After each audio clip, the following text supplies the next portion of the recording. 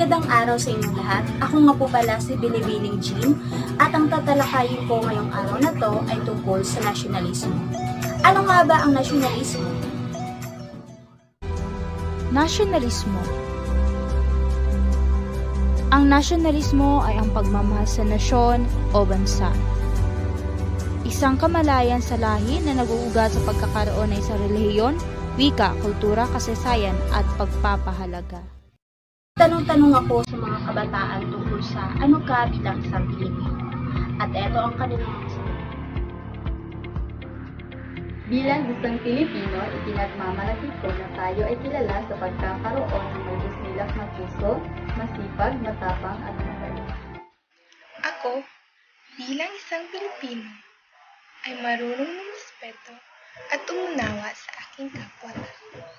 Susunod sa mga palatuntunin ng aking bansa.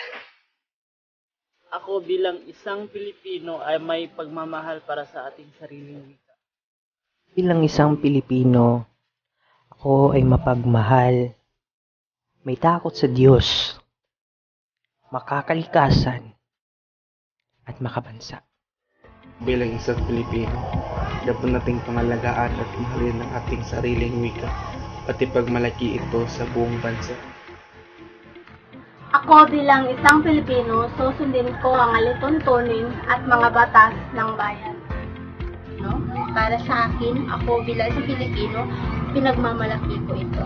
Sapagkat dito ako sinilang, dito ako nagkaisip, at higit sa lahat, dito ako hinilay. Tayo mga Pilipino ay may kanyang katangian na sa atin lang makikita. At higit sa lahat, tayo ay mga Pilipino sa puso at diwa na makadiyos, makatao, makakalikasan at makabansa.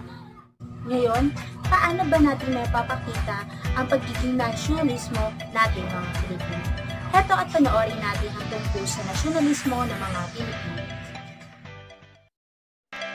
Ang watawat ay ang simbolo ng bansang Pilipinas. Igalang natin ang bandila at ang pambansang awit. Pilipino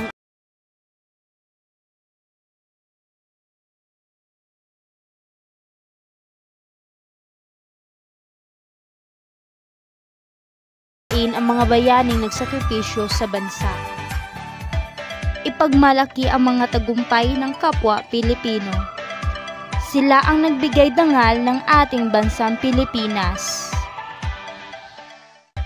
Tangkilikin natin ang mga produktong tatak Pinoy. Tayong mga Pilipino ay magalang sa pamamagitan ng pagmano at paggamit ng po at opo ng salita. Pagiging magiliw sa panauhin, ang pagiging relihiyoso, at ang mapagmahal sa pamilya. Sa modernong panahon, huwag nating kalimutan ang sariling atin.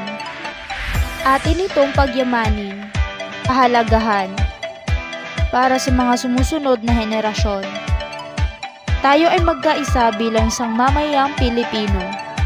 Ibigin ang bansang Pilipinas.